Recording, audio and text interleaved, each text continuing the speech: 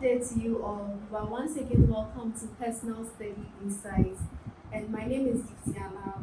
Today we'll be discussing Doctrine and Covenants section 4. In Doctrine and Covenants section 4, it's a revelation that was given from the Lord to Prophet Joseph Smith's father to show him how he can help assist with the work. And even before we start talking about the details of the chapter or the section, one thing I learned from it was the fact that Heavenly Father was not going to leave Prophet Joseph Smith on his own to do it. He was not just going to put a tax on him and then let him do it alone. He wanted the people around him to understand the work that he's doing so that they can support him. And it's one beautiful thing I learned, that the Lord is always willing to help the people around us understand the task that he has given us so that they can always help us when they need a right.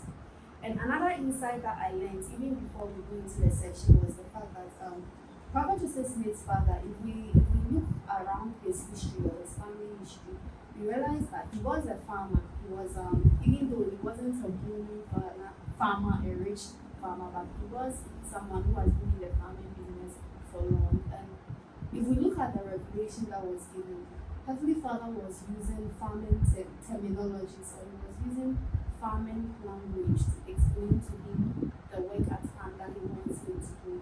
And I also learned from there that Heavenly Father knows us and he knows how best he can speak to us so that we will understand what he wants us to do. He looks at our situation, he looks at our understanding and speaks according to our knowledge. So that's another thing that I learned. So in this revelation, Heavenly Father told Prophet Joseph Smith's father that a marvelous work is about to come forth among the children of men. Therefore, all ye that embark in the service of God, see that ye serve him with all your heart. He tells him that the work that your son is about to do is a very great work, it's a very marvelous work. And if you want to be part of it, you must make sure that when you are coming in, you come in with all your heart, all your mind, and all your strength. And if we relate it to our day right now, a marvelous work is happening right now. We are gathering all the children of Israel. We are bringing them all to the knowledge of the truth and the fullness of the gospel. And Heavenly Father is telling us that with this marvelous work, as members of the church, if we want to be part, all we have to do is that we have to come in with everything. We must consecrate our hearts, our minds, our mind, and our strength to the cause of the work, so that we will, at the last day, we will stand blameless before Him, and we wouldn't be like, oh, I didn't know. So that's one insight I learned from this revelation. And the second insight I learned was the qualification to be part of the work. Heavenly Father didn't just tell him the marvelous work is coming, and if you want to be part, come in with everything. He also gave him what can qualify him to be part of the work. And one of the major qualifications was if you have the desire. In other words, Heavenly Father needs a willing heart. He can work using anybody and everybody at all. All he needs is a willing heart. As we can see, Prophet Joseph Smith was a 14-year-old boy and illiterate, but he was able to use him to bring forth this great work. Prophet Joseph Smith's father was a poor farmer, but he was giving him this task to assist in the work. So it doesn't matter who you are, your educational level, your career, so long as you have the desire, he is willing to use you for the work. And in the verse 4, he says that the field is white and is ready to harvest, and lo, he that trusts in his with his might, the same layeth at his door, that he perisheth not, but bringeth salvation unto his soul. In other words, he's telling us that the work is big. There is work for everybody. One person that you can't look at just one person and say that, oh, this person is doing the calling I want to do, or this person is doing the task I want to do at church, so I'll sit down at home and then rest. The work is big. The work is wide. Everybody can take part in it. If you put in your sickle, like I said, he was using farming terminologies so that his father would understand the work. But what he's trying to say is, if you put in your efforts and your desire and you come into it, you are definitely going to get a part of it, and you are definitely going to be used for the work.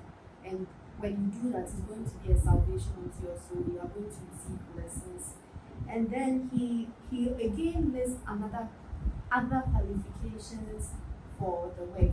that once you come into the work, the first qualification was have a desire. And now that you have a desire, I'm giving you this calling. And now that I've given you this calling, how can you perform it? He teaches us how we can perform it after we trust in our sequel. That after you've trusted in your sequel, the only way that you can achieve success, or the only way that you can make progress, is when you have faith in me, when you have hope, when you have charity, which is the pure love of Christ. And he talks about other qualities like when you have patience, temperance, knowledge, brotherly kindness, charity again, humility, and then diligence. So it doesn't just end at we receiving the calling or trusting in our signal, but also it continues with developing these qualities so that we can effectively perform the work that He wants us to do. And after we develop these qualities, there are times that doing the work it might get difficult, we might get frustrated, we might feel like we are putting in our efforts and we are not even getting any results, or people are not understanding what we are trying to do to help progress the work of God. In the verse 7, Heavenly Father gave a revelation or an answer to that. That when it gets to that point, all you have to do is to come and ask Him, and you will receive an answer, or come and seek Him, or come and knock and He will open. So along the line of work, He won't just give us the work and give us a will to do it, but rather He would be there, He would guide us so long as we go to Him and ask Him for the directions to perform His work. So, brothers and sisters, I hope you enjoyed this episode, and I hope you go back and read and find your own insights. See you next time.